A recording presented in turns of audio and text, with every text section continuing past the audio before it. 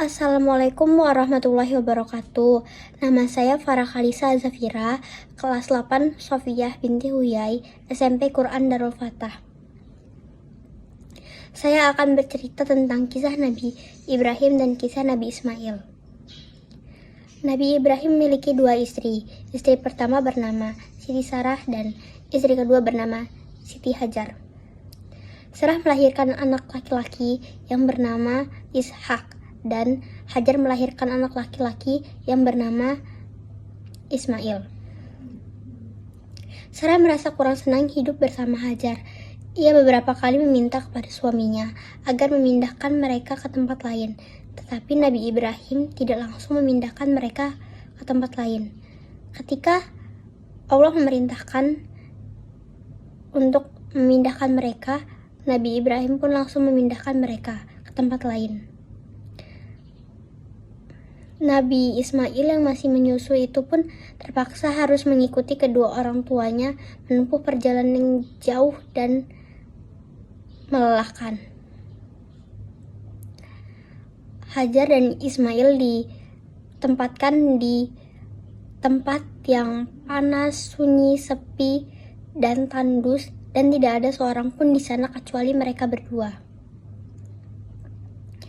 Setelah beberapa tahun Nabi Ibrahim tidak bertemu anak dan istrinya, ia pun merasa rindu. Ia beberapa kali menyuruh utusannya untuk melihat keadaan anak dan istrinya tersebut. Setelah mendapat kabar dari utusannya tersebut, Nabi Ibrahim merasa lega. Ternyata hidup anak dan istrinya tersebut diberi serba kecukupan oleh Allah Subhanahu wa Ta'ala. Nabi Ismail dan Hajar dianggap sebagai pemimpin Mekah karena merekalah yang pertama kali menempati dan singgah di sana. Demikianlah Nabi Ibrahim tidak tahan untuk menahan rindunya, ia pun pergi ke Mekah. Saat Nabi Ibrahim perjalanan ke Mekah, ia bertemu dengan Ismail dan Hajar sedang mengembala domba di padang Arafah. Mereka pun melanjutkan perjalanan mereka ke Mekah. Karena kelelahan, mereka pun beristirahat di Musdalifah, dan akhirnya mereka pun tertidur. Dalam mimpi, Nabi Ibrahim mendapat wahyu, yaitu diperintahkan untuk menyembelih anaknya, Nabi Ismail. Anak kesayangannya itu harus disembelih karena sebagai bukti patuhnya Nabi Ibrahim terhadap Tuhannya. Seketika Nabi Ibrahim merasa terkejut dan berdebar-debar. Akhirnya ia pun menguatkan hati demi rasa cinta yang jauh lebih besar terhadap Allah Subhanahu wa Ta'ala. Ia pun akhirnya memberitahukan perintah tersebut kepada Nabi Ismail. Wahai anakku Ismail, aku diperintahkan oleh Allah Subhanahu wa Ta'ala untuk menyembelihmu sebagai kurban. Bagaimana pendapatmu, wahai anakku? Kata Nabi Ibrahim. Nabi Ismail pun menjawab,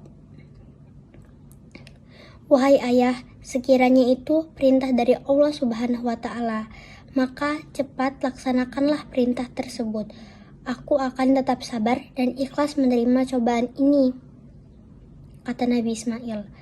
Dan Nabi Ibrahim pun membawa Nabi Ismail ke atas bukit. Dan di sana Nabi Ismail sudah mengenakan penutup mata. Dan pedang tajam pun sudah dipersiapkan. Ketika pedang tersebut sudah mengenai leher Ismail, seketika tubuh Ismail digantikan oleh kambing yang sangat gemuk oleh malaikat Jibril. Demikianlah Nabi Ismail selamat dari penyembelihan tersebut. Allah Subhanahu wa Ta'ala berfirman kepada Nabi Ibrahim, wahai Ibrahim, kau telah melaksanakan perintahku dengan sabar dan ikhlas. Sebagai gantinya, aku berikan ternak untuk disembelih. Kejadian tersebut terjadi pada tanggal 10 Zulhijjah di Mina. Kejadian tersebut